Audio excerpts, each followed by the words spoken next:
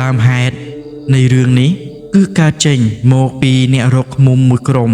ដែលគាត់ច្រណាំទៅរកឃ្មុំជាប្រចាំថ្ងៃនិយាយទៅគឺជាអាជីពរបស់គាត់តែម្ដងហើយពួកគាត់មិនមែននៅឯណាឆ្ងាយនោះទេគាត់គឺជាអ្នកស្រុកភូមិរបស់អ៊ំលុននោះឯងថ្ងៃនោះក្រុមរបស់គាត់ទៅបានតែគ្នា4នាក់នោះទេចំណែកឯ2នាក់ទៀតគេរវល់គេមិនបានទៅជាមួយឡើយអញ្ចឹងគឺមានតែ4នាក់គ្នាគាត់ចូលទៅក្នុងព្រៃដ៏សែនជ្រៅមួយរដងគាត់ទៅតែព្រៃណាដែលគាត់ធ្លាប់ទៅតែប៉ុណ្ណោះប៉ុន្តែសារនេះរៀងប្លែកដោយអ៊ំម៉ាក់គាត់ចង់បបួលក្រុមរបស់គាត់ទៅព្រៃមួយដែលពួកគាត់មិនសូវដែរទៅទាល់តែសោះបន្ទាប់ពីសួរគ្នាហើយថាបានទៅប៉ុន្មាននាក់ពេលនោះគាត់ក៏បានដាក់មកគ្នាថាព្រលឹមឡើងត្រូវតែងើបទៅតាំងតែពីព្រឹកទៅតែម្ដងព្រោះថាបើសិនជាទៅពេលថ្ងៃទម្រាំតែទៅដល់ទីតាំងនោះគឺវាយប់បាត់ទៅហើយអញ្ចឹងគាត់ទៅតាំងតែពីព្រឹកមកម្លេះណាមួយគាត់ដើរបណ្ដើរ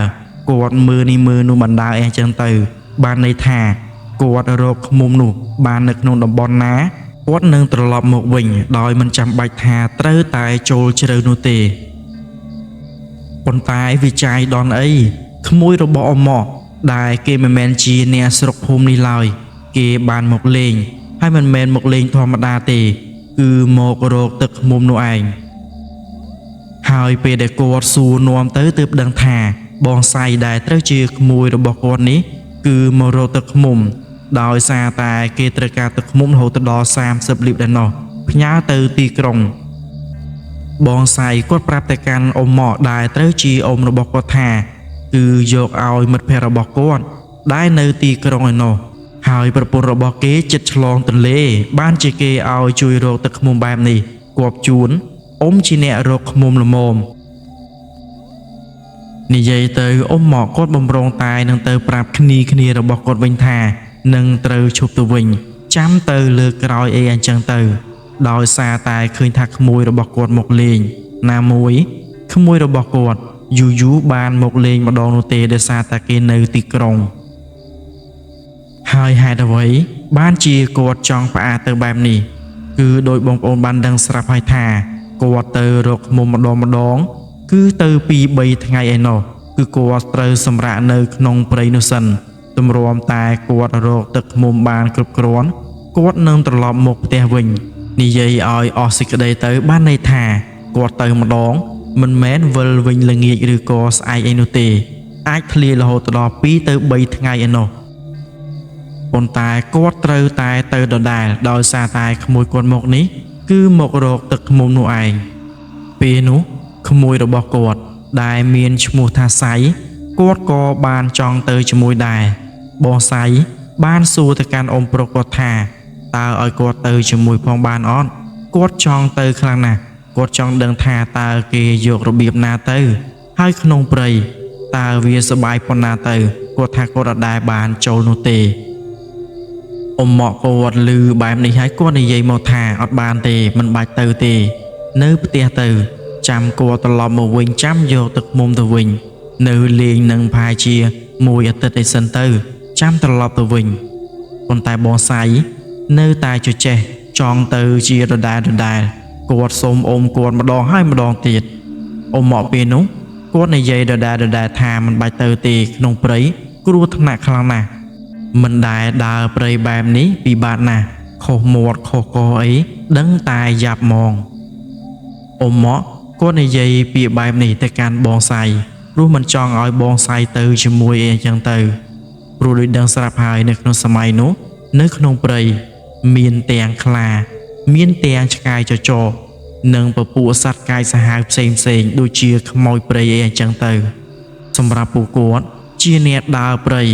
គាត់មិនសូវជាមានបញ្ហានោះទេប៉ុន្តែពេលខ្លះគាត់ក៏ពិបាកក្នុងការទប់ទល់ដែរអញ្ចឹងហើយបានជាគាត់ហាមក្មួយរបស់គាត់មិនឲ្យផ្សងគ្រោះថ្នាក់ទៅជាមួយនឹងគាត់បែបនេះក្រឡេកមកកាន់បងសៃវិញបងសៃគាត់នៅតែជជែកគាត់សុំអ៊ំគាត់ម្ដងហើយម្ដងទៀតតួតែអ៊ំប្រុសរបស់គាត់ដែលចិត្តឲ្យគាត់ទៅពេលនោះ បងសាយគាត់សប្បាយចិត្តខ្លាំងណាស់ប៉ុន្តែមុននឹងទៅអ៊ំម៉ាក់ដែលត្រូវជាអ៊ំប្រុសរបស់គាត់បានប្រាប់ទៅកាន់គាត់ថាគឺត្រូវតែធ្វើតាមគាត់ហើយគាត់ប្រាប់ថាឲ្យធ្វើអីគឺធ្វើតែតាមគាត់ទៅនិយាយទៅពេលនោះអ៊ំម៉ាក់គាត់ប្រាប់ទៅកាន់បងសាយបែបនេះមូលហេតុគឺគាត់ចង់ឲ្យបងសាយគ្រប់ទៅតាមដំណរមុននឹងចូលព្រៃជាពិសេសគឺខ្លាចខុសមាត់ខុសកតែម្ដងព្រោះក្នុងព្រៃគឺមិនដូចការគិតរបស់យើងឡើយនិយាយអ្វីគឺប្រុងប្រយ័ត្នខ្លាំងណាស់រឿងដែលគួរនិយាយចាំនិយាយបើរឿងដែលមិនគួរនិយាយគាត់ប្រាប់ទៅកាន់បងសាយថាកុំនិយាយឲ្យសោះបន្ទាប់មកគាត់ក៏ឈប់និយាយរឿងនឹងងាកមកពិភាក្សាគ្នារឿងផ្សេងវិញរបៀបថាគាត់សួរសុខទុក្ខគ្នាទៅវិញទៅមកអញ្ចឹងទៅបងសាយគាត់សួរទៅកាន់អ៊ំប្រុសរបស់គាត់ថាសុខសប្បាយអត់អ៊ំមួយរយៈនេះអញ្ចឹងទៅចំណែកឯអ៊ំរបស់គាត់ក៏បានសួរទៅកាន់បងសាយដែរថាចុះយ៉ាងម៉េចហើយឪពុកម្ដាយរបស់ឯងតើគាត់មានឈឺឬក៏យ៉ាងម៉េចយ៉ាងម៉េចខ្លះចំណែកឯបងសាយគាត់និយាយទៅតាមអ្វីដែលគាត់បានដឹងពីគ្រួសាររបស់គាត់ព្រោះដោយនិយាយអញ្ចឹងគាត់មកនេះគឺមកតែម្នាក់ឯងនោះទេគាត់ថាគឺមកទិញទឹកឃ្មុំពីអ៊ំប្រុសរបស់គាត់ហើយត្រឡប់ទៅភ្នំពេញវិញភ្លាមតែវិច័យដល់អីអ៊ំប្រុសរបស់គាត់បានលក់ទឹកឃ្មុំឲ្យគេអស់បាត់ទៅហើយថ្ងៃនេះគឺជាថ្ងៃដែលគាត់ត្រូវទៅរកបន្ថែមទៀតលុះព្រឹកឡើងគាត់ក៏រៀបចំរបស់របរដែលគាត់ត្រូវទៅរកឃ្មុំនោះឯងនៅពេលដែលគ្នារបស់គាត់មកជុំគ្នាគាត់ក៏ចេញទៅតែម្ដងដោយពេលនោះគាត់ជិះម៉ូតូទៅនោះទេសម័យនោះគេមានម៉ូតូហើយគ្រាន់តែមិនមែនជាប្រភេទម៉ូតូទំនើបដូចយើងបច្ចុប្បន្ននេះម៉ូតូទាំងអស់នោះចាស់ទេជាប្រភេទម៉ូតូដែលគាត់ទុកសម្រាប់ដឹកទឹកឃ្មុំត្រឡប់មកផ្ទះវិញនោះឯងនិយាយទៅបានន័យថាគាត់ចូលព្រៃជ្រៅខ្លាំងណាស់ហើយយូរថ្ងៃទៀតផងអញ្ចឹងហើយគាត់ត្រូវតែមានមធ្យោបាយសម្រាប់ធ្វើដំណើរទឹកឃ្មុំមិនមែនតិចឯណាគាត់យកម្ដងម្នាក់ចង់20-30 លីត្រឯណោះហើយសម័យនោះសបោឃ្មុំខ្លាំងណាស់មិនខ្វះនោះទេសម្បត្តិត្រឹមទឹកឃ្មុំអីវិញឥឡូវយើងមកស្គាល់ប្រវត្តិរបស់អ៊ំម៉ាក់វិញអ៊ំម៉ាក់គាត់មិនមែនជាគ្រូអាគមអីនោះទេគាត់គ្រាន់តែជាអ្នករកឃ្មុំធម្មតាតែប៉ុណ្ណោះគ្រាន់តែគាត់ជាជើងចាស់បានន័យថាគាត់រកឃ្មុំតាំងតែពីដើមមកម្លេះនេះគឺជាមុខរបររបស់គាត់តែម្ដងហើយក្រុមរបស់គាត់មានរហូតដល់ 4-5 នាក់ឯណោះប៉ុន្តែសារនេះគាត់ទៅបានតែ 4 នាក់នោះទេបូករួមជាមួយនឹងក្មួយប្រុសរបស់គាត់ម្នាក់បើសរុបទៅ 5 នាក់អំឡុងពេលនោះមិនទាន់ដល់ម៉ោងបាយទេប៉ុន្តែពួកគាត់ជិះចូលដល់ក្នុងព្រៃល្មមគ្រាន់តែវាមិនទាន់ជ្រៅហើយតំបន់នេះគាត់ឧស្សាហ៍មករកឃ្មុំជាញឹកញាប់ប៉ុន្តែដោយសារតែគាត់ឧស្សាហ៍មកបែបនេះហើយបានជាទឹកឃ្មុំនៅក្នុងតំបន់នោះវាមិនសូវមានណាមួយគាត់ចង់រកឲ្យបានច្រើនលះអាងគាត់ទៅផ្ទះវិញអីអញ្ចឹងទៅព្រោះក្មួយរបស់គាត់ថាមកបានតែ 3-4 ថ្ងៃនោះទេគេនឹងត្រឡប់ទៅផ្ទះវិញហើយនៅពេលដែលគាត់ទៅដល់ទីតាំងដែលគាត់ត្រូវទុកម៉ូតូហើយគាត់ក៏ធ្វើដំណើរដោយថ្មើរជើងគាត់ដើរបណ្ដើរគាត់ជជែកគ្នាបណ្ដើរនិងសម្លឹងរកមើលឃ្មុំអីចឹងទៅប៉ុន្តែដោយនិយាយអញ្ចឹងឃ្មុំខ្លះគាត់ទើបតែបានយកនោះទេដូច្នេះវាមិនទាន់មានទឹកឃ្មុំគ្រប់គ្រាន់សម្រាប់ឲ្យគាត់យកម្ដងទៀតឡើយអញ្ចឹង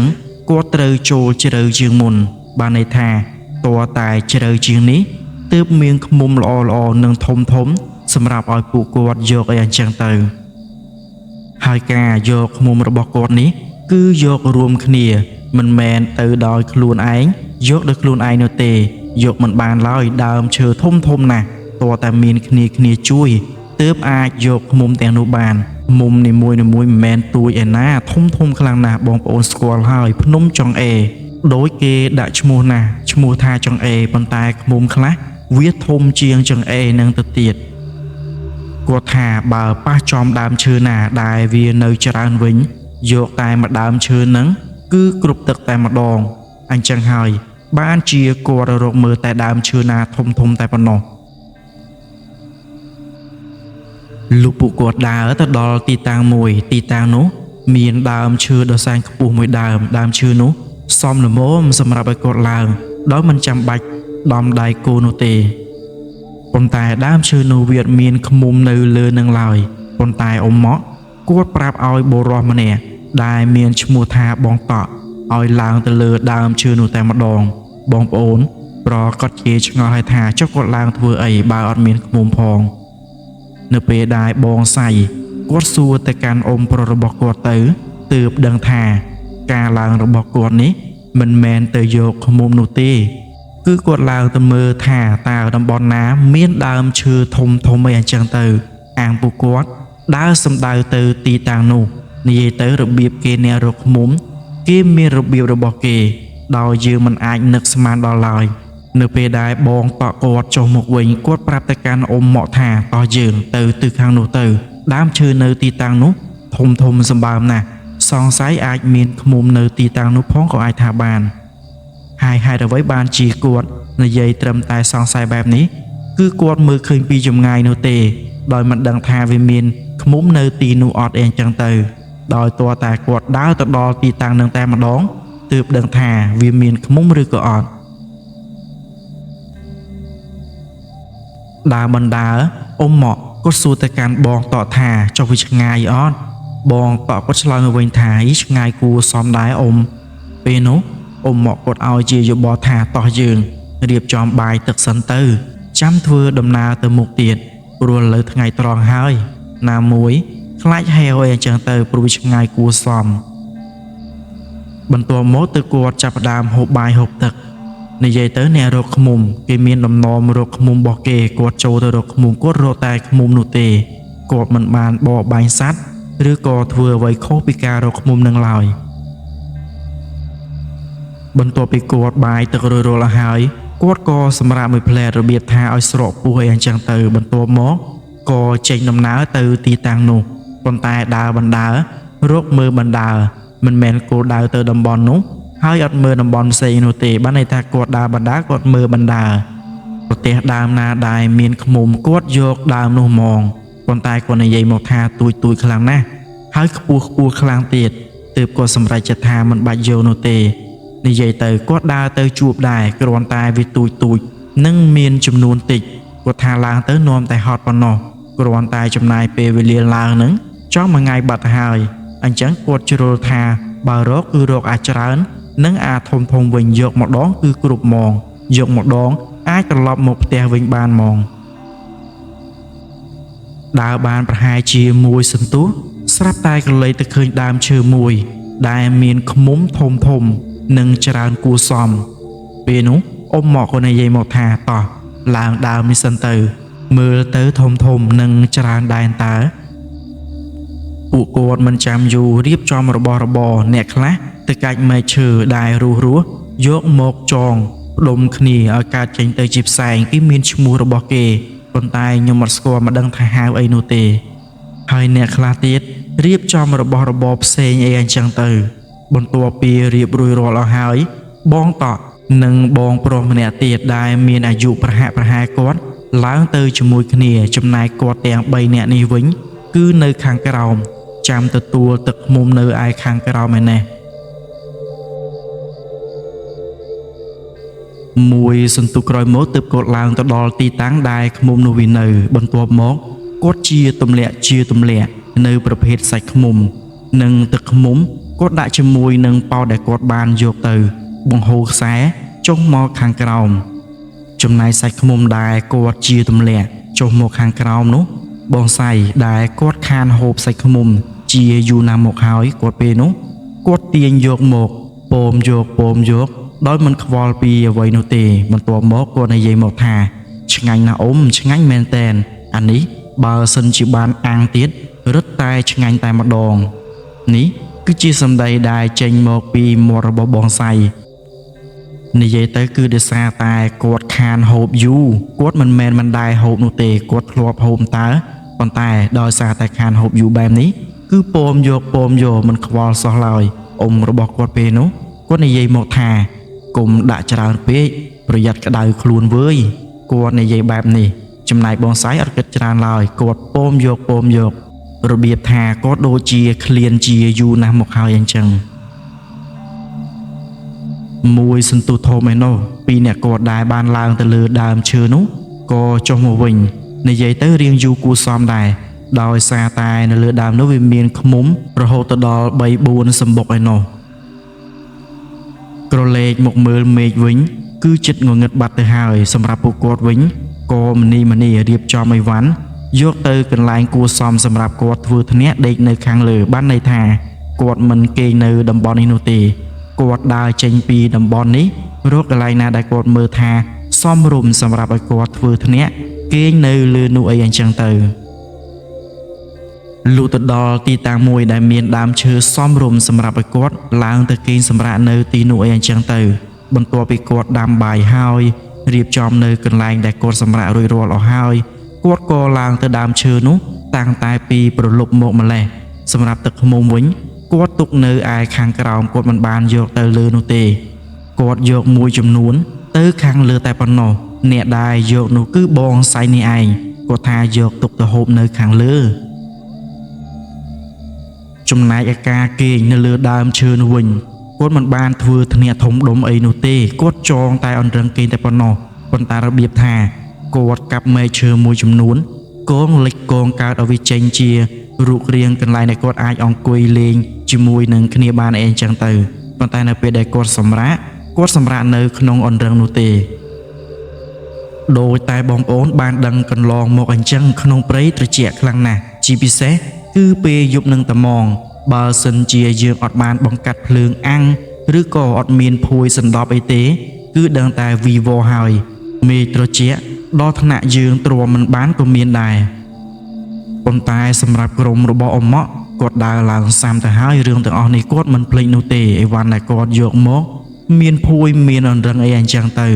គឺគាត់យកមកសម្រាប់ដេកព្រៃនេះឯងព្រោះគាត់ដឹងហើយថាគាត់មករហូតដល់2-3យប់ឯណោះទម្រាំតែគាត់ទៅវិញហើយទឹកឃ្មុំដែលគាត់យកនៅលើដើមឈើនោះក៏មិនទាន់បានច្រើនសមល្មមសម្រាប់ឲ្យគាត់ចែកគ្នាគ្រប់គ្រាន់នោះដែរអញ្ចឹងតើតែគាត់យកនៅថ្ងៃស្អែកបន្ថែមទៀតទើបគាត់អាចត្រឡប់ទៅវិញយ៉ាងច្រើនគាត់រកតែមួយដើមទៀតតែប៉ុណ្ណោះព្រោះម្ដើមដោយបងប្អូនបានដឹងស្រាប់ហើយជួនកាលមានរហូតដល់ 4-5 សម្បុកធ្លាយដល់10សម្បុកឯនោះក៏មានដែរនិយាយទៅព្រៃដែលក្រុមអ៊ំម៉ាក់គាត់ស្នាក់នៅនេះវាមិនសូវជាសម្បូរសត្វកាយសាហាវអីប៉ុន្មាននោះទេគាត់និយាយលើកឡើងមកថាគឺមានតែប្រភេទសត្វឆ្កែចចឬក៏ខ្មោចព្រៃមួយចំនួនអីតែប៉ុណ្ណោះបើនិយាយពីពពួកសត្វខ្លាឬក៏សត្វដែលសាហាវជាងនឹងមួយចំនួនគាត់ថាវានៅជ្រៅជាងនឹងឯណោះសម្រាប់ពួកគាត់ធ្លាប់ដេកនៅក្នុងតំបន់នេះហើយអត់មានបញ្ហាអីនោះទេប្រហែលជាមួយសន្ទុះធំដែរស្រាប់តែឮសំឡេងឆ្កែចចលូឡើងត្រហឹងពេញព្រៃបងសាយពេលនោះគាត់សួរទៅកាន់អ៊ំប្រុសគាត់ថាអ៊ំអានឹងអីគេអ៊ំម៉ាក់គាត់និយាយមកថាអានឹងឆ្កែចចពេលនោះពួកគាត់មិនសូវជាខ្លាចអីប៉ុន្មាននោះទេដោយសារតែគាត់នៅលើដើមឈើឯណោះហើយពួកវាគឺមិនចេះឡើងលើដើមឈើឡើយបានបន្តិចស្រាប់តែឮសំឡេងពួកវារត់មកមែនពួកវាមានមិនសូវច្រើននោះទេប្រហែលជា10ក្បាលជាងតែប៉ុណ្ណោះនៅពេលដែលរត់មកដល់ទីតាំងដើមឈើដែលគាត់នៅនេះហើយវាក្រវ៉ាល់ចុះក្រវ៉ាល់ឡើងរបៀបថាវាមិនអាចឡើងបានអីអញ្ចឹងទៅសម្រាប់ទឹកឃ្មុំដែលគាត់ទុកនៅខាងក្រោមវិញឆ្កែចចវាអត់ចេះលិតឬក៏អត់ចេះស៊ីអីនោះទេគឺវារកតែសាច់ឆៅតែប៉ុណ្ណោះនៅពេលដែលឃើញថាវាមិនអាចធ្វើអីទៅកាន់ក្រុមពួកគាត់បានវាក៏នាំគ្នាបោត្រឡប់ទៅវិញអស់រលីងហើយបងតក់គាត់និយាយប្រាប់ទៅកាន់បងសាយថាមិនអីទេគឺត្រឡប់ពួកវាមកតែអញ្ចឹងខ្ញុំមកដេកច្រើនដងច្រើនសារហើយវាមកតែរហូតប៉ុន្តែវាមិនអាចធ្វើអីយើងបាននោះទេព្រោះយើងនៅលើដើមឈើឯណេះហើយពួកវាមកនេះគឺមកតាមរយៈក្លិនមនុស្សនឹងឯងឬក៏ក្លិនញើសយើងដើរប៉ះព្រៃអីអញ្ចឹងទៅលុបព្រឹកឡើងគាត់ក៏ចុះពីលើដើមឈើនោះវិញរួចក៏រៀបចំប្រដាប់ប្រដាដាំបាយដាំទឹករៀបចំតាំងតែពីព្រលឹមមកម្លេះព្រោះគាត់ថាហូបឲ្យឆ្អែតសិនចាំធ្វើដំណើរទៅរកទឹកឃ្មុំបន្ថែមទៀតបងសាយគាត់មិនភ្លេចនោះទេគាត់យកឃ្មុំមួយផ្លិតតែបងតក់គាត់ទម្លាក់ពីលើដើមឈើនោះយកមកអាំងឡើងទំនងពេលនោះពួកគាត់ក៏រៀងឆ្ងល់ដែរថាចុះឃ្មុំនេះមិនបានជាវាខ្មៅខុសពីធម្មតាប៉ុន្តែនៅពេលដែលយើងពិនិត្យមើលសាច់វា នឹងសម្បកវាអីទៅគឺវាធម្មតានោះទេវាអត់មានបញ្ហាអីឡើយបន្ទាប់ពីហូបរួចរាល់ដល់ហើយបងស្រីគាត់លន់មកថាឆ្ងាញ់ណាស់អ៊ំអើយឆ្ងាញ់មែនទែនខ្ញុំហូបឡើងចង់ទៅលន់ហើយនេះអ៊ំប្រុសរបស់គាត់និយាយមកថាអើប្រឹងទៅឯងប្រយ័ត្នក្តៅខ្លួនវើយគាត់និយាយបានតែប៉ុណ្នេះក៏រៀបចំឲ្យវ៉ាន់ទៅរកមុំបន្ថែមទៀតនិយាយទៅនៅក្នុងយប់នោះអត់មានហេតុការណ៍អ្វីដែលធ្វើឲ្យគាត់ខ្លាចព្រឺសម្បល់ឡើយគឺមានតែវងឆ្ងាយចចកវាមកមួយផ្លែតែប៉ុណ្ណោះយប់ឡើងគាត់សម្រានឡើងទល់ភ្លឺតែម្ដងប៉ុន្តែពេលនេះគាត់ចេញទៅទីតាំងព្រៃមួយដែលគាត់មើលពីចម្ងាយកាលដែលគាត់មកហើយឡើងលើដើមឈើមើលនោះឥឡូវនេះគឺគាត់សំដៅទៅទីតាំងនឹងហើយគាត់ថាបើទៅចំតំបន់នោះបើវាមានមែនយកតែម្ដងនេះទៀតគឺដឹងថាគ្រប់ទឹកហ្មងហើយកន្លែងនោះហើយដែលនាំឲ្យក្រុមរបស់គាត់មានបញ្ហាជាពិសេសគឺបងស្រីនឹងតែម្ដងគាត់ដើរឡើងមួយសន្ទុះឯណោះទើបទៅដល់ទីតាំងនោះមែននៅពេលដែលគាត់ក្រឡេកមើលលើដើមឈើម៉ែហើយសម្បូរឃ្មុំខ្លាំងណាស់ដើមណាក៏មានសុទ្ធតែឃ្មុំដែរគ្រាន់តែខ្លះវាទូចនឹងធំឯអញ្ចឹងទៅគាត់ពេលនោះគាត់ថាគាត់អនឹងសប្បាយចិត្តខ្លាំងណាស់គាត់យកតែមកម្លុកនេះគាត់យកសឹងតែមិនអស់ផងអ៊ំមកពេលនោះគាត់ក៏លេចទៅឃើញដើមឈើមួយដែលមានទំហំធំជាងគេនៅលើដើមឈើនោះមានឃ្មុំច្រើនខ្លាំងណាស់ហើយសុទ្ធសឹងតែជាឃ្មុំចង្អេរមានទំហំធំទៀតផងគាត់ថាតាមដើមនេះគាត់យកមិនអស់ផងមើលទៅតែមែនគឺគាត់យកសឹងតែមិនអស់មែនព្រោះឃ្មុំគឺវាធំខ្លាំងណាស់សមជាមួយនឹងដើមឈើនឹងតែហ្មងក្រុមរបស់គាត់មិនចាំយូរនោះទេឡើងទៅយកភ្លាមព្រោះខ្លាចយកមិនទាន់ហើយមេឃងងឹតអេចឹងទៅគាត់ថានៅបននេះគឺមិនអាចគេងឡើយគឺត្រូវតែទៅគេងនៅបនរបស់គាត់វិញសារនេះគាត់ឡើងទៅរហូតដល់3នាក់ឯណោះទុកនៅខាងក្រោមតែ2នាក់នោះទេបងស្រីនិងអ៊ំម៉ាក់នៅពេលដែលក្រុមរបស់គាត់រៀបចំវាយដៃគោលឡើងទៅដល់លើចុងដើមឈើនោះរួចរាល់ហើយក៏រៀបចំយកឃ្មុំនោះម្ដងមួយលុះត្រាតែទៅដល់ឃ្មុំមួយដែលមានទំហំធំជាងគេហើយខ្ពស់ជាងគេជាងឯងទៅទៀតពេលនោះទឹកឃ្មុំរបស់គាត់គឺវាច្រើនហើយវាក្រែលហើយប៉ុន្តែហេតុថាគាត់មិនចង់ឲ្យខាតជើងជ្រុលថាមកហើយយកឲ្យអស់តែម្ដងទៅមួយដើមនឹងឃ្មុំនោះគាត់ថាមួយដើមនឹងវាធំណាស់វាធំជាងគេហើយវានៅខ្ពស់ជាងគេទៀតទឹករបស់វាវិញឡើងមួយប៉ោតពេត្រូដែលគាត់យកទៅខាងលើនឹងហ្មងបងតក់នោះឯងដែលជាអ្នកឡើងទៅដល់ទីតាំងឃ្មុំនោះនៅគាត់ថាគាត់និយាយមកថាឃ្មុំនោះកាចខុសពីធម្មតាមេរបស់វាហៅបុកគាត់ហ្មងគាត់ថាវាដូចជាកាយសម្បើមណាស់ប៉ុន្តែគាត់នៅតែយកព្រោះពេលខ្លះវាក៏ខ្លាចភ្លើងដែលគាត់យកទៅតាមខ្លួនដាក់ប្រហុយឡើងពេញនឹងនៅពេលដែលគាត់ជារួចរាល់នឹងបានចុះមកដល់ដីមេដែលវានៅប្រចាំសម្បុកវានោះនៅតែដេញតិចគាត់អញ្ចឹងដូចជាអត់ខ្លាចពួកគាត់នឹងភ្លើងដែលគាត់បានបង្កាត់នោះតទៅសោះវាដូចជាកាចខុសពីធម្មតាហើយសំបីតែទំហំមេរបស់វាក៏ធំជាងគេជាងឯងដែរសម្រាប់មួយដើមនោះរួចរាល់ពួកគាត់អត់ចាំយូរនោះទេម្នាក់លីទឹកឃ្មុំឡើងចង់ផ្អៀងខ្លួនហើយដោយសារតែគាត់យកបានច្រើននៅក្នុងពេលវេលានោះ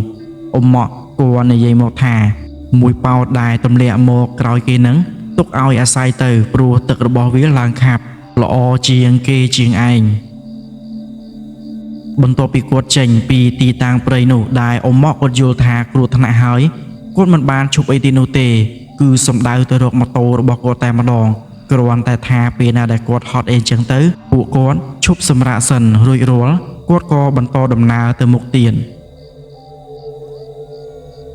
លុះទៅដល់ទីតាំងម៉ូតូពេលនោះមិនទាន់ងងឹតឬក៏ល្ងាចពេកអីនោះទេពួកគាត់ក៏នាំគ្នានៅសម្រាកទីនោះបងស្រីគាត់និយាយមកថាទឹកឃ្មុំនេះខាប់ល្អណាស់អ៊ំខ្ញុំលិតអំបញ្ញមិញផ្អែមជាងគេជាងឯងទៀតនិយាយបានតែប៉ុណ្នេះគាត់ក៏ដើរទៅយកកំបិតដែលនៅចង្កេះរបស់បងតក់យកមកដល់ជានៅកន្លែងក្បាលទឹកឃ្មុំនោះរួចនិយាយមកថាកន្លែងនេះខ្មៅខុសពីគេពីឯងប្រហែលជាវាផ្អែមជាងគេហើយឆ្ងាញ់ខ្លាំងហើយមើលទៅ គាត់ជាមួយដុំប្រហែលជាប្រប៉ិនបាតដៃតែប៉ុណ្ណោះគ្រាន់តែយកមកដល់ពោមយកដោយមិនបានគិតច្រើនអីនោះទេគាត់និយាយមកថាផ្អែមណាស់ផ្អែមមែនទែនប៉ុន្តែនៅពេលដែលគាត់ទំពាទៅគាត់ស្រាប់តែជ្រុលលេបដូចជាដុំអ្វីម្យ៉ាងចូលទៅក្នុងពោះរបស់គាត់រួចគាត់និយាយប្រាប់ទៅកាន់អ៊ំគាត់ថាជុំដូចជាមានអីនៅក្នុងឃ្មុំនេះអ៊ំខ្ញុំជ្រុលលេបបាត់ទៅហើយអ៊ំរបស់គាត់ឮបែបនេះនិយាយមកថាអើហើយលេបនោះប្រហែលជាក្រមួនរបស់វាហើយមើលទៅមិនអីទេពួកគាត់ក៏មិនបានចាប់អារម្មណ៍អ្វីច្រើនទៀតដែរព្រោះយល់ថាប្រហែលជាក្រមួនរបស់វាមែនប៉ុន្តែនេះមិនមែនជាដុំក្រមួនរបស់ឃ្មុំនោះទេវាគឺជាដុំគុជដែលចេញមកពីពពួកព្រាយបិសាចដែលវានៅក្នុងឃ្មុំនោះ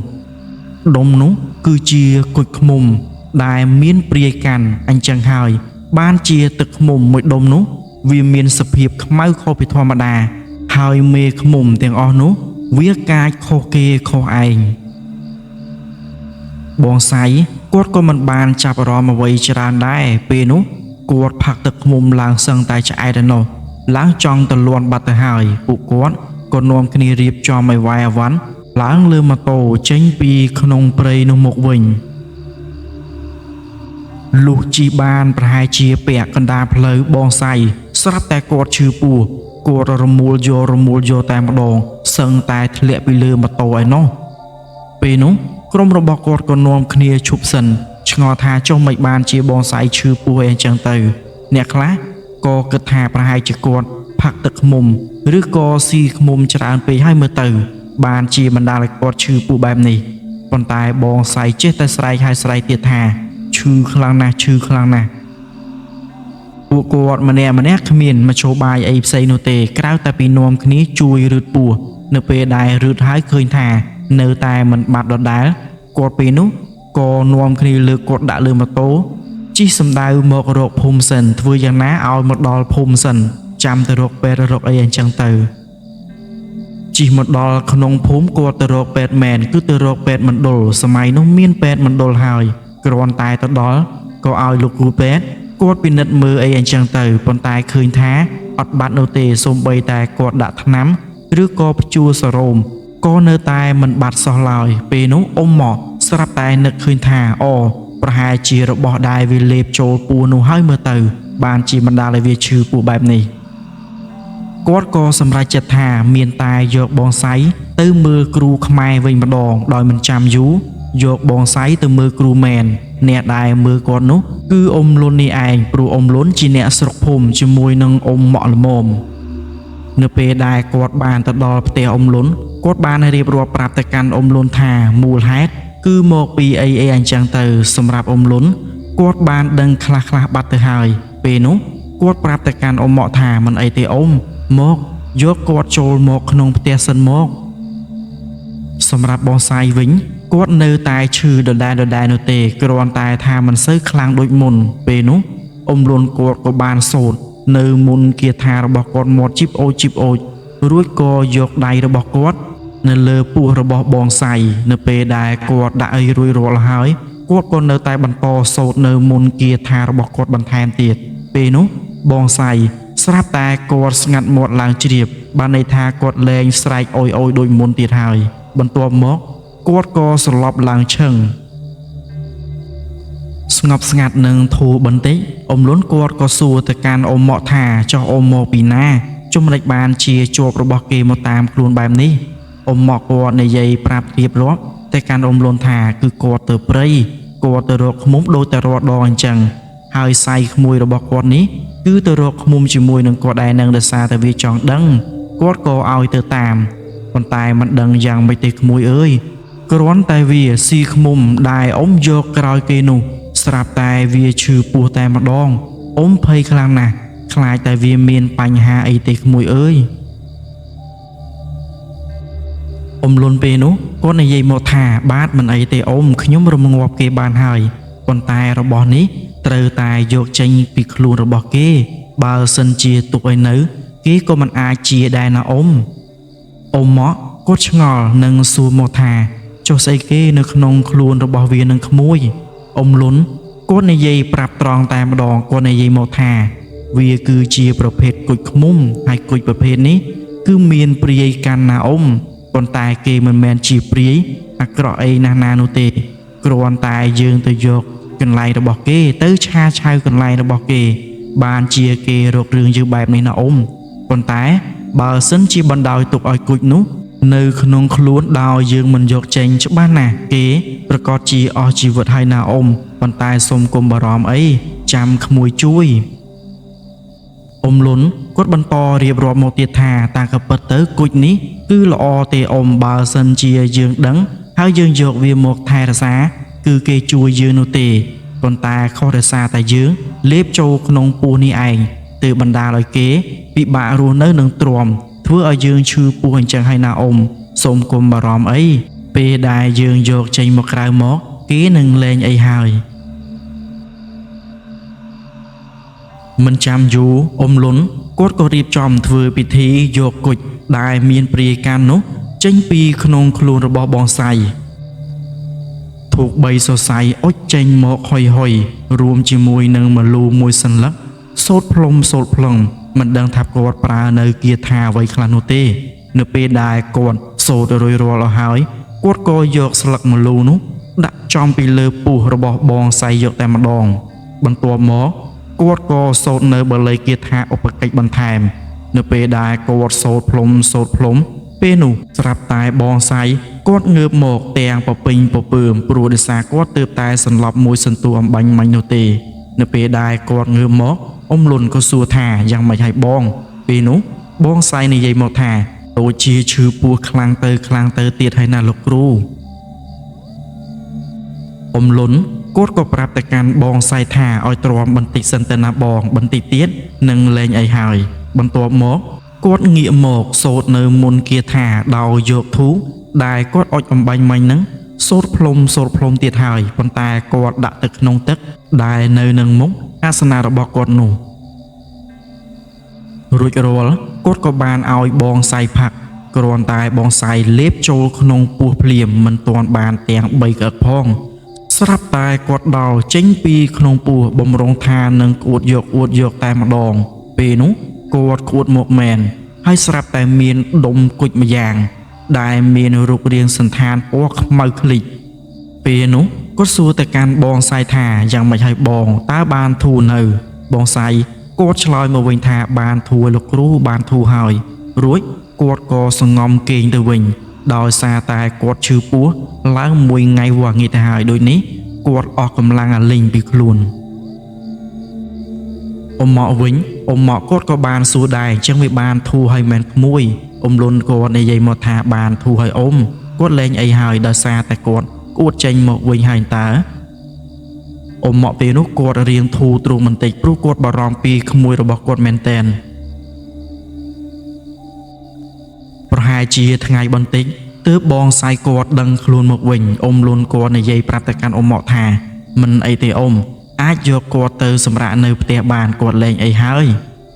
បន្ទាប់មកគាត់ក៏ធ្វើពិធីរបស់គាត់ដោយចងនៅខ្សែកថានិងស្រោចទឹកទៅកាន់បងសៃពេលនោះគាត់ក៏បានផ្ដាំទៅកាន់អ៊ំម៉ាក់ដែរថាបើយប់ឡើងឮសំឡេងអ្វីចម្លែកឬក៏ហៅឈ្មោះរបស់បងសៃនេះឲ្យចុះទៅក្រោមដាច់ខាតអ៊ំគុំចុះឲ្យសោះជាពិសេសគឺបងសៃនឹងតែម្ដងប៉ុន្តែអ៊ំម៉ាក់គាត់ក៏បានសួរដែរថាអញ្ចឹងវាលែងអីហើយមែនក្មួយអ៊ំលូនពេលនោះគាត់ឆ្លើយមកថាបាទគាត់លែងអីហើយអ៊ំមិនអីទេកុំបារម្ភអីកុំឲ្យតែគាត់ចុះទៅក្រោមនៅក្នុងយប់នេះ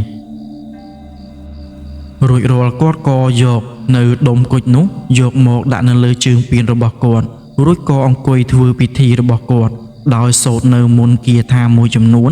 ដើម្បីសង្កត់នៅវិញ្ញាណមួយនោះប្រហែលជាល្ងាចបន្តិចបន្ទាប់ពីអ៊ំលុនគាត់បញ្ចប់ការងាររបស់គាត់រួចរាល់គាត់ក៏បានឡើងទៅអង្គុយពេនភ្នែននៅឯមុខអាសនៈរបស់គាត់ហេតុអ្វីបានជាគាត់ធ្វើបែបនេះគឺគាត់សមាធិមើលថាតើគុជឃ្មុំនោះមានវិញ្ញាណប៉ុន្មានហើយវិញ្ញាណតើកាចដល់កម្រិតណាទៅនឹងគឺទី1ចំណែកទី2គាត់ចង់ដឹងថាតើមានវិញ្ញាណដទៃណាមករករឿងគាត់ឬក៏បងសៃនៅឯផ្ទះរបស់អ៊ំម៉ាក់នោះដែរឬទេគាត់ តែងតែអង្គុយសមាធិបែបនេះដើម្បីប្រមាលមើលហេតុការណ៍មុនជានិច្ចលោកគាត់ដឹងខ្លួនមកវិញក៏ឃើញថាព្រាយដែលកាន់នៅគុជឃ្មុំនោះគេស្លូតនោះទេថែមទាំងមានសម្រស់ស្អាតទៀតផងប៉ុន្តែអ្វីដែលគាត់ចម្លែកនៅក្នុងចិត្តនោះយប់នេះដឹងតែមានគេមកលេងគាត់ហើយគាត់ពិតជាឆ្ងល់ខ្លាំងណាស់ព្រាយដែលកាន់នៅក្នុងគុជឃ្មុំនោះគាត់បានឃុំក្រងគេជាប់ហើយចុះមួយទៀតតាមមកពីណាប្រហែលជាព្រាយដែលនៅលើដើមឈើនោះផងក៏អាចថាបានលុះយប់ជ្រៅនិងស្ងាត់បន្តិចស្រាប់តែកូនក្រនិងកូនព្រាយរបស់គាត់មកនិយាយប្រាប់គាត់ថាគឺមានគេមករករឿងបងសាយហើយនៅឯផ្ទះបងសាយឯនោះកំពុងតែហៅបងសាយឲ្យចុះមកក្រោមពេលនោះអ៊ំលុនគាត់បានដឹងហើយគាត់មិនបានមាត់កអ្វីនោះទេហើយក៏មិនបានប្រើឲ្យកូនក្រនិងកូនព្រាយរបស់គាត់ទៅបង្ក្រាបគេដែរគាត់ចង់ដឹងថាគេមកពីណាហើយមានរឿងអីព្រោះគាត់គិតថាកន្លងបងសាយខុសមាត់ខុសកជាមួយនឹងគេអីអញ្ចឹងទៅបន្ទាប់មកគាត់ក៏សោតអន្តងហៅគេឲ្យមករកគាត់វិញបានន័យថាគាត់ចង់ដេញដោលសួរគេអីអញ្ចឹងទៅខ្លាចបងសាយខុសមាត់ខុសកឬក៏ខុសដំណមអ្វីមួយចំនួននៅក្នុងព្រៃព្រោះព្រាយដែលកាន់នៅគុជឃ្មុំនេះគេស្លូតនោះទេថែមទាំងមានសម្រស់ស្អាតទៀតផងហើយគេក៏មិនបានចង់រករឿងបងសាយឯដែរដោយសារតែបងសាយលាបចូលក្នុងពួនដោយខ្លួនឯងនោះទេមកដល់ស្រាប់តែស្រែកទៅកាន់អ៊ំលុនថាឆាប់ដោះលែងប្អូនរបស់គេមកវិញភ្លាមបើមិនចង់មានបញ្ហាជាមួយនឹងគេបានស្រែកព្រមានទៅកាន់អ៊ំលុនបែបនេះអ៊ំលុនគ្រាន់តែឮហើយគាត់សោយតិចតិចនិងនិយាយទៅកាន់គេវិញថាចុះប្អូនរបស់អ្នកឯងឯណាដែលមកនៅផ្ទះខ្ញុំវិញនោះគេស្រាប់តែខឹងនិងនិយាយមកថាចាប់ប្អូនរបស់គេហើយនៅថាមិនបានចាប់ទៀតមិនបងអងយូរនោះឡើយវងឃ្មុំឡើងមួយវងធំឯនោះហើយសំដៅមករកអ៊ំលុនតែម្ដងអ៊ំលុនគាត់លាន់មាត់មកថាអាយ៉ាព្រាយឃ្មុំតើនេះមិនបងអងយូរគាត់ក៏សោតនៅមុនគាថាទប់ទល់ជាមួយនឹងវងឃ្មុំទាំងអស់នោះមាត់សោតបណ្ដាដៃញីនៅមលូដែលគាត់ក្តាប់ជាប់នឹងដៃបណ្ដាសោតបណ្ដាញីបណ្ដារហូតតតែឃ្មុំទាំងអស់នោះវាធ្លាក់អស់រលីងបន្ទាប់មកក៏ស្ងាត់ឡើងវិញព្រាយនោះវាមិនអស់ចិត្តឡើយវាចង់ដឹងថាអ៊ំលុនខ្លាំងដល់កម្រិតណាទៅសារនេះវាមិនមែនលេងរបៀបឃ្មុំដែលប្រើចេញពីអាគមរបស់វានោះទេវានឹងប្រើពពួកវងឃ្មុំមែនតែនហើយសាមុនវាប្រើត្រឹមតែអាគមតែប៉ុណ្ណោះវាចង់ដឹងថាអ៊ំលុនគាត់ជាគ្រូអាគមនេះគាត់អាចទប់ទល់ជាមួយនឹងអាគមវាបានឬក៏អត់ហើយពពួកព្រាយឃ្មុំបែបនេះគ្មានអ្វីក្រៅតែពីប្រើតែសត្វឃ្មុំនោះទេប៉ុន្តែសារនេះវាខុសពីរាល់ដងដោយសារតែវាប្រើសត្វឃ្មុំដែលមានជីវិតពិតប្រាកដមកតិចអ៊ំលុនយកតែម្ដងចង់ដឹងថាអ៊ំលុនគាត់ទប់ទល់បានឬក៏អត់សំឡេងឡើងអ៊ូមកពីចម្ងាយប្រហែលជាមកទាំងសម្បុកផងក៏អាចថាបានពេលនោះអ៊ំលុនគាត់ឈរនៅចំពីមុខផ្ទះរបស់គាត់មាត់វិញសោតនៅមុនគាថាដៃរបស់គាត់ក្តាប់ទៅដោយអង្គមួយក្តាប់សោតបណ្ដាញីបណ្ដាសោតបណ្ដាញីបណ្ដារហូតទាល់តែគាត់សោតចប់ទើបគាត់បាចអង្គនោះទៅចំវងឃ្មុំទាំងអស់នោះស្រាប់តែវានៅនឹងកន្លែងធ្វើឲ្យវាមិនអាចហើរមកតិចគាត់បានទេនោះទេហើយគាត់ស្រាប់តែទម្លាក់របស់អ្វីម្យ៉ាងធ្លាក់ពីលើផ្ទះរបស់គាត់រំពេញនោះស្រាប់តែលេចចេញកូនក្មេងរហូតដល់2នាក់ហោះទៅចាប់ព្រាយនោះដៃម្នាក់មួយខាងដៃមួយនាក់មួយខាងមិនឲ្យវារើទៅណារួចទេនោះទេគាត់វិញគាត់ក៏ចុះពីលើផ្ទះរបស់គាត់សំដៅទៅរកព្រាយនោះគាត់ចុះបណ្ដើគាត់លាតនៅក្រណាត់ពណ៌ក្រហមបណ្ដើពេលដែលគាត់លាតចេញមកក៏ឃើញថាគឺជាគុជមួយដុំនោះពេលនោះគាត់ក៏ទម្លាក់គុជនោះចុះទៅខាងក្រោមនៅមុខរបស់គាត់ស្រាប់តែលេចចេញនៅវត្តមានព្រាយដែលកាន់ជាប់ជាមួយនឹងគុជពណ៌ខ្មៅនោះលេចចេញនៅមុខរបស់ព្រាយដែលត្រូវជាបងគេក៏ស្រាប់តែឈប់រើវិញបន្ទាប់មកគឺចាញ់ច្រាបអ៊ំលុនយកតែម្ដងហើយក៏រលាយបាត់រូបខ្លាចទៅជាគុជរហូតដល់2ដុំ បានន័យថាគុជទាំងពីរនេះគឺជាគុជបងប្អូនភ្លោះតើហើយសុទ្ធតែមានព្រាយកាន់ទាំងពីរអ៊ំលុនគាត់និយាយមកថាព្រាយទាំងពីរនោះគឺស្អាតខ្លាំងណាស់ស្អាតប្រៀបបានដូចជាព្រាយដើមក្រញូងឬក៏ដើមក្នុងដើមអីអញ្ចឹងទៅនេះគឺជាប្រភេទព្រាយល្អនោះទេហើយថែមទាំងមានក្លិនក្រអូបទៀតផងហើយបងប្អូនប្រកាសជាឆ្ងល់ហើយថាចុះព្រាយមិនដេចបានជាមានល្អនិងអាក្រក់អញ្ចឹងសម្រាប់ព្រាយដែលមកកាន់ប្រភេទគុជឬក៏ព្រាយដែលមកកាន់ប្រភេទចង្កូមឬក៏ខ្នាយតានអីហ្នឹងគឺគេហៅថាព្រាយហើយគ្រាន់តែព្រាយប្រភេទនេះវាល្អនោះទេវាកាន់តែរបស់នោះនឹងជួយការពារតែរបស់នោះតែប៉ុណ្ណោះបានន័យថាវាខិតខាំងតែរបស់នោះនៅពេលដែលយើងអាចបង្ក្រាបវាបានឬក៏បន្ទន់ចិត្តវាឲ្យមកជួយការពារយើងបាននោះគឺវាកាន់យើងវិញហើយគឺវានៅក្នុងរបស់នោះឯងមួយវិញទៀតបើសិនជារបស់នោះគឺជារបស់ដែលគេឲ្យមកកាន់យើងឬក៏យើងដើរទៅជួបនៅប្រការណាមួយបានន័យថាគឺជាឧបនិស្ស័យរបស់យើងហើយយើងអាចយកគេមកនៅជាមួយនឹងយើងបានគេនឹងជួយថែរក្សាយើងជាមិនខានប៉ុន្តែបើសម្រាប់នាងពួនគឺមិនដូចគ្នានោះទេនាងពួនគេមានឫទ្ធិខ្លាំងជាងប្រភេទគុជឃ្មុំចង្កូមខ្លា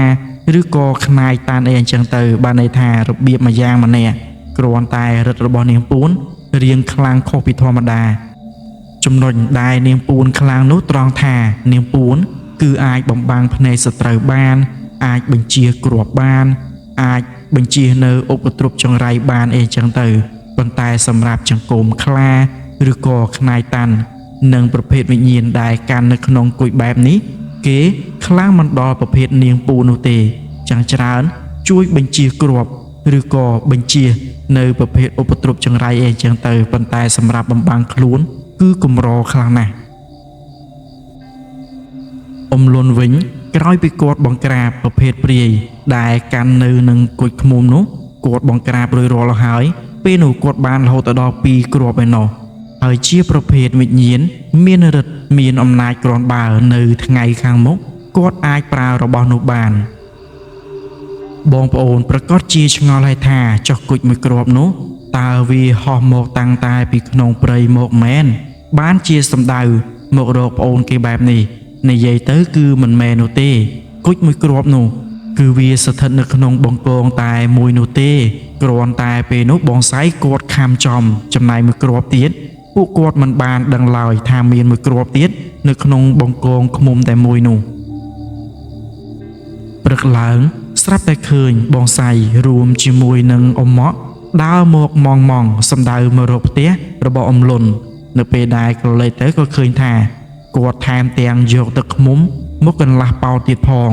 ចំណែកឯបងស្រីវិញគាត់កាន់ជាមួយនឹងផ្លែឈើឡើងមួយថងឯណោះនេះគឺជាទ្រនឹបដែលគាត់ត្រូវមកដាក់ជូនអ៊ំលុននោះឯងអ៊ំលុនវិញអ៊ំលុនគាត់ឃើញអញ្ចឹងគាត់និយាយមកថាអូយអ៊ំអើយមិនចាំបាច់ច្រើនពេកអីទេណាអ៊ំតាចែកមួយស្និតហ្នឹងក៏បានដែរនិយាយទៅគឺដោយសារតែគាត់គឺជាអ្នកស្រុកភូមិជាមួយនឹងគ្នានោះឯងហើយសាច់រឿងរបស់យើងក៏សូមចប់តែត្រឹមនេះសូមអភ័យទោសរាល់ពាក្យពេចន៍ខុសឆ្គងនៅក្នុងអត្ថបទជាពិសេសការយឺតយ៉ាវចេញនៅសាច់រឿងសម្រាប់បងប្អូនស្ដាប់នឹងតែម្ដងសូមបងប្អូនមានការអធ្យាស្រ័យមកកាន់បងប្អូនផងណាបងណាដោយសារតែបងប្អូនតែងតែរវល់រហូតឥឡូវនេះកំពុងតែព្យាយាមធ្វើសាច់រឿងឡើងវិញដើម្បីបងប្អូនបានស្ដាប់បន្តទៀតហើយខ្ញុំបាទសុខឃីមសូមអរគុណនិងសូមជម្រាបលា